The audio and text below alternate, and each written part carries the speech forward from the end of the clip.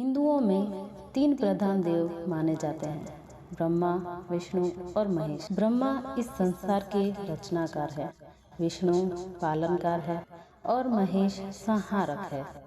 लेकिन हमारे देश में जहाँ विष्णु और महेश के अनगिनत मंदिर है, वहीं खुद की पत्नी सावित्री के श्राप के चलते ब्रह्मा जी का पूरे भारत में एकमात्र मंदिर है, जो कि राजस्थान के प्रसिद्ध तीर्थ पुष्कर में स्थित है। आखिर क्यों दिया सावित्री ने अपने पति ब्रह्मा को ऐसा श्राप?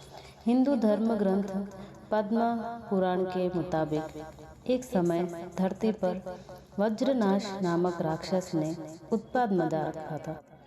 उसके बढ़ते अत्याचारों से तंग आकर ब्रह्मा जी ने उसका वध किया, लेकिन वध करते वक्त उनके हाथों से 3 जगहों पर कमल का पुष्प गिर गया।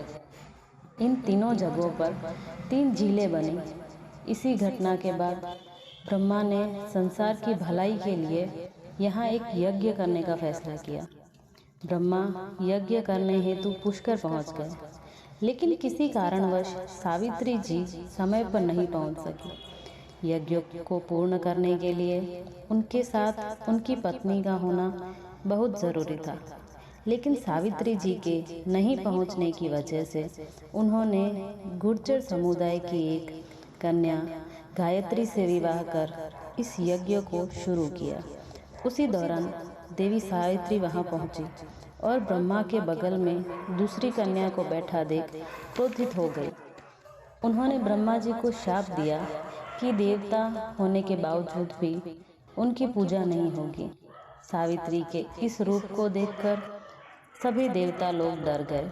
उन्होंने उनसे विनती की कि अपना श्राप वापस लीजिए, लेकिन उन्होंने नहीं लिया।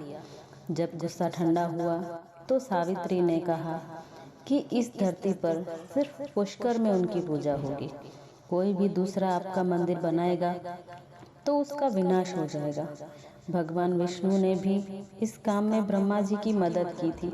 सावित्री जी के विष्णु जी को भी शाप दिया था कि उन्हें पत्नी से विरह का कष्ट सहन करना पड़ेगा। इसी कारण राम, जो कि भगवान विष्णु का मानव अवतार है, उनको जन्म लेना पड़ा और 14 साल के वनवास के दौरान उन्हें अपनी पत्नी से अलग रहना पड़ा।